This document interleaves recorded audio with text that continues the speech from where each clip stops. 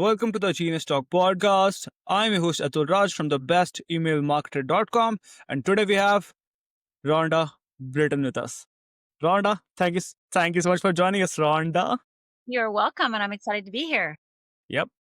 Okay, so for our listeners who don't know you, can you tell them who you are and what do you do? Oh gosh, alrighty. Well, let's see. Where shall I start? I was the first life coach on television in the world. I've done 600 episodes of television. I have 4 best-selling books. I've been on Oprah a couple times. I've won an Emmy Award. I train coaches in how to become actually a coach because most people don't know what. And then I specialize in helping people master fear. That's interesting. So, what's the turning point that led you to dedicate your life to teaching people how to master fear and live a fearlessly life? But that's a good question. Well, it started when I was 14 years old because I believe that the seeds of our destiny start on the worst day of our lives. So the worst day of my life was when I was 14 years old. And I grew up in a little tiny town in Upper Michigan, 365 inches of snow a year. My parents were getting divorced. It was Father's Day. My father was taking us out to brunch. And as my mom's in her bedroom fluffing up her beehive hairdo, my 2 sisters are in our one bathroom fighting it out. My dad walks in, come on, because that's what dads do. And as me and my dad and mom start walking out to the car, my 2 sisters still fighting out in the bathroom. My dad announces he has to get his coat from the car. And so it started because it's starting to sprinkle. And as he opens his trunk, I notice he's not grabbing a coat, but he grabbed a gun. And he started yelling at my mother, "You made me do this. You made me do this." And he fires. And I start yelling, "Dad, what are you doing? What are you doing?" And he cocks the gun a second time, points it at me. I think I'm next. And then he breathes, I breathe, he blinks, I blink, and my mother, with her last breath, literally yells out, "No, don't." And my father, realizing she's still alive, takes that bullet intended for me and shoots my mother a second time through the abdomen, out her back, lands in the car horn, and for the next 20 minutes, all I hear is, and then my father cocks the gun a third time, puts the gun to his head and fires. So I was a sole witness of watching my father murder my mother and commit suicide in front of me when I was 14. So that moment was really the beginning, the catalyst of how I ended up where I am today. Because that moment, really, I split into two people, the outside Rhonda and the inside Rhonda. The outside Rhonda was fine. I'm fine. Straight A's, forgave my father. I'm fine. The inside Rhonda, though, had guilt and shame and humiliation. And you don't get to be happy if you watch your mother die and you don't save her. And so for the next 20 years, I really just battled these 2 people, the external Rhonda and the internal Rhonda. And I drank. I became an alcoholic. I got 3 DUIs. I tried to kill myself 3 times. And the 3rd suicide attempt, I realized I'm not very good at killing myself. That's what I realized. And they put you in a psychiatric ward, by the way, when you try to kill yourself 3 times. They finally go and put you in for evaluation. So I got an evaluation. They deemed me not crazy, let me go. And I remember going home to my little studio apartment at the time and realizing that I'm not very good at killing myself. Like I said, I'm not very good at that.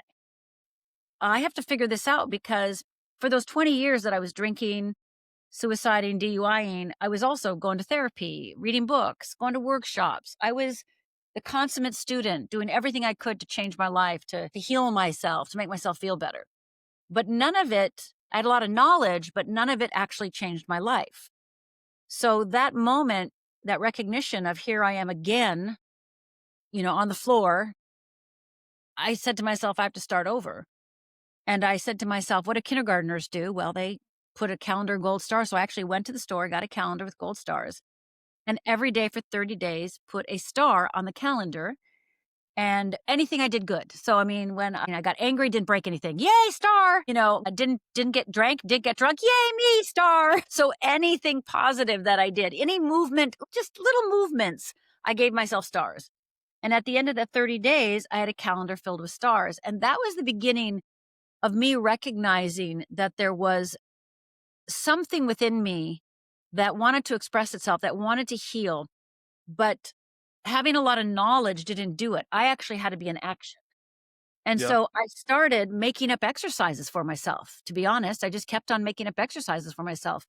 And eventually, I started realizing that when it all comes down to it, why do we not change? Why do we work so hard? Why did I work for 20 years, went to therapy, workshops, read books? Why didn't I change? Well, because fear was running my life. I wasn't able to surpass the fear. I wasn't able to get past the fear. I wasn't able to move past the fear. So that's when I realized it really all comes down to fear. And that's what I started devoting my life to. And then I ended up unfolding over many things happened, which is another story of how I actually ended up becoming one of the first life coaches in the world. Thank you so much for sharing all that, Rhonda. You're welcome. So, which core principle of fearless living do you see having the greatest impact on people's life? When you understand how fear works, you understand that you're not crazy, you're not stupid, you're not lazy. All the reasons we beat ourselves up, all the reasons we judge ourselves, all the reasons we put ourselves down, all the reasons we compete and compare, all the reasons we blame, all the reasons we judge, those are all driven from fear. And once you see how fear actually works, how we process it as human beings, the shame in which you have felt and the guilt in which you have felt for all the decisions you made that you're embarrassed by, or all the decisions that you wish you would have made, and all that stuff, you start realizing that it wasn't you that purposely sabotaged yourself. It was fear that was sabotaging you, but you just couldn't see it, so it had its way with you. So the one thing is that people say to me all the time when they discover what I call the wheel of fear, their own personal wheel of fear, they say, my God, I know why I did everything now. Like my life makes perfect sense, right? Like I understand why I did this, why I didn't do this, why I got married, why I got divorced, why I went to college, why I didn't go to college. It just makes all sense. I go, yeah, because this wheel of fear, if it's unconscious, drives your behavior, drives your decisions without you knowing it. But once you see it, it can't drive you anymore. It's not in charge anymore. And so then you can take your power back and take your life back. Okay, so being aware of the fear, right? Why we are scared is the most important thing. Well, it's not just being afraid. It's not even being aware of the fear. It's the aware of the fear, how it works. Because we can all be aware that we're afraid. You and I can sit here and go, I'm afraid. I'm afraid. And that's great. So good knowledge. Yay, I'm afraid. But what do you do with that? How does that operate in your life? So, for instance, you being afraid is going to be different, is going to show up in your life different than me being afraid, right? For you, it might show up as self-sabotage. For me, it might show up as drinking, right? Right. But we all do different things in order to get away from ourselves. So, for instance, do you mind if I give you a little quiz? I'll give everyone Yeah. who's Okay, so I'll give everyone a little quiz. And if you're safe to do so, go ahead and shut your eyes. And I want you to nod your head if you do any of these things or feel any of these things. If you're driving, please don't nod your head. Please don't shut your eyes. Okay. So just listen to the words.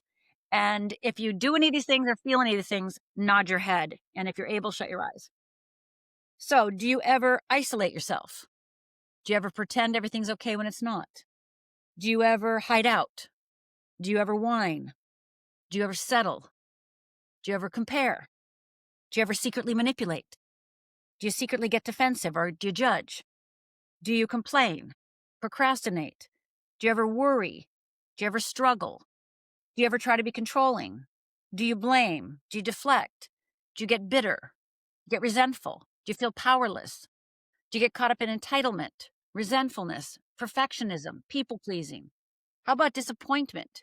Do you ever feel guilty or irritated or irresponsible or overwhelmed or ignored? Do you ever feel annoyed like now? Or do you ever feel victimized? So, what do you got there? What do you got, Atul? What do you got? How many do you got? You got over 50%? Come on now. Come on. Come Okay. on. Okay. Huh. I know you do. I know you do because I don't care if I talk to a group of 100 people or 1,000 people. Most people have over 80%, and I would dare say 90% have over 90%. Hmm. So Okay. these are the behaviors Mhm. that we think are wrong with us, right? Well, I wish I was quit people pleasing. Oh God, I wish I would quit judging. Oh God, I wish I would quit, being lazy. Oh, I wish I would quit being right. But these are just symptoms that your fear has been activated. And we think these are our problems. I call these fear responses. And Mhm. most people call them problems, right? I wish I wouldn't do this. Hey, this is how I self-sabotage. This is how I hurt myself. God, I hate this about myself. Instead, if you can reframe that and understand that you wouldn't do any of these things, you would do none of these things if fear wasn't activated. You don't get overwhelmed unless there's a fear. You don't judge unless there's a fear. You don't get bitter without a fear, right? You don't procrastinate without a fear. You don't people please without a fear. So I help people identify what I call the core trigger, the core fear that they have that drives all of these fear responses. So people think they have a lot of problems. No, there's only one fear driving all of this behavior. And once you can see it, it becomes a lot easier to go, oh, I'm overwhelmed right now. Oh, okay. I'm not because I'm lazy or stupid or weak or, it's just I'm overwhelmed because there's been a fear triggered. Okay, stop. Wait a minute. Let me see what that looks like. And then you can choose, because I've created the wheel of fear and the Mm-hmm. wheel of freedom. Once you identify that you're on the wheel of fear by identifying one of these fear responses, then you can jump over to your wheel of freedom and then you can be off and running again. Does that make Okay. sense? Yeah, it makes sense. Okay, so you have help from Olympic athletes to everyday people. So how do you adapt your coaching for different kind of clients? I I don't. It's just a different problem and a different process. So for instance, if somebody comes to me with a business problem, then I use my coaching and my mastery on fear to help them master their business problem. So for instance, I've had clients come to me and do VIP weekends with me. I'll just think of one woman I had recently. She wanted to she was writing a book and she wanted to get her book out. While we were together for 2 days, I restructured her whole business. And by the way, that's not why she came. She came for media training. But as we were there, I was like, yeah, let's talk about how you're going to get this book out. And we restructured her whole business. And now she went from having 10,000 followers on Facebook to or on Instagram to over 100,000. And now she has written her third best-selling book and she's now with a major publisher and she's all that and she speaks all over the country and the world. But when she came to me, she was just like, I just want to get a book out. Well, because I've done so much stuff, right? I've had Yeah. 4 books, I've been on tours, right? I really know that world. I know media training. I do media training. So I was able to help her with her particular problem. Now, same thing, another person comes to me and they are haunted. They can't get over their past. They can't get over thinking of themselves a certain way. They just can't quit thinking that that's who they are. There's something wrong with them, right? Mm-hmm. I did exercises with her to help her move past what she needed to move past. So I just adjust what tools I use, what skills I teach them, what coaching I give them, the questions I ask based on the problem, i.e., that they're facing. So I always say that bring me your biggest problem because that is what I want to solve. Whatever your biggest problem is, come on, bring it over. Let's do it. Come on, let's do. I don't want to do a little baby problem. I want to do Yeah. your big problem. So bring me your biggest problem, the biggest reoccurring problem you have, Mm-hmm. and I will help you change that. So Okay. whether you're whether I've worked with Olympic athletes, I've worked with 7-figure business owners, I've worked with bus drivers, and Mhm. mothers. So, what's the best experience in your life right now, till now, and that wouldn't have happened if you were not fearless? Oh, well, right now, okay, so I'm doing a big thing right now. Me What? personally doing a big giant yes, Atul, I'm doing a big thing right now. So I've been training coaches since 2001. Okay. And I train people they're called certified fearless living coaches. And I've always wanted to share my work outside my own coaching program, like to share. I want to train all therapists and all coaches and all wellness practitioners and business, managers and leaders who use coaching skills. So I have actually broken up my certification program into 3 different smaller certifications. So there's something called the tool certification that is launching right now as we speak. I'm so excited. So I've never shared my tools outside of my own certification program. So now I am sharing my tools with all coaches, all therapists, anybody who wants to incorporate fearless living tools into their practice now have an opportunity to do so. So I'm very excited. So that's tools. I'm also going to be in the next 6 months launching skills. And most coaching programs actually don't teach coaching skills. They Mm-hmm. coach frameworks. They actually don't teach the skill itself. So every coach and therapist and practitioner needs to take my coaching skills certification. And then I'm doing wheels. So I'm going to train coaches and therapists on how to do wheels so they can find their own clients' wheel of fear and wheel of freedom. So I'm super Hmm. excited. And I'm launching a brand new podcast for coaches and therapists. So I am beyond excited. So if, I have all this coaching knowledge, like I was one of the first 5 coaches in the world. So, and I've done a lot of things in the coaching world, obviously, and I just can't wait. Working with coaches is one of my very favorite things to do. Coaching coaches, one of my favorite things. So I cannot wait to launch my tool certification this week, and then it'll be skills and then wheels, Wow. and then everybody will be able to learn all about how to use fear and get fearless with their own students. And with the tools, they can, put their own name on it. They can put their name on their business name, and they can use it in their own practice. So I'm very excited. Okay, so for our listeners who want to get help from you and want to get your coaching, where can they go? Fearlessliving.org. Fearlessliving.org. And right now, because all these things are just about to launch, I'd love to give them a free course. It's called Mm-hmm. fearlessliving.org forward slash risk, RISK.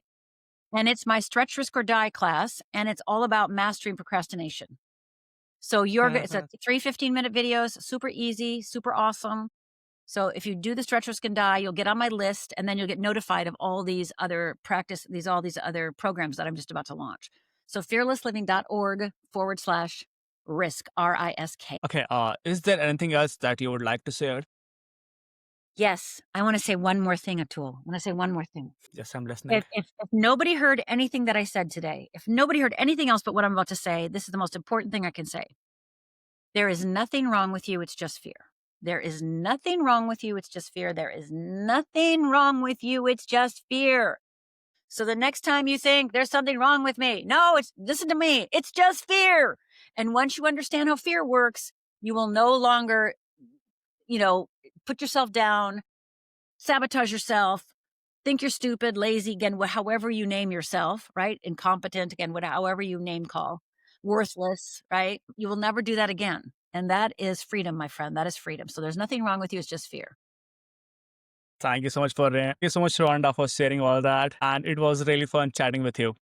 It was fun chatting with you too. Thanks for having me.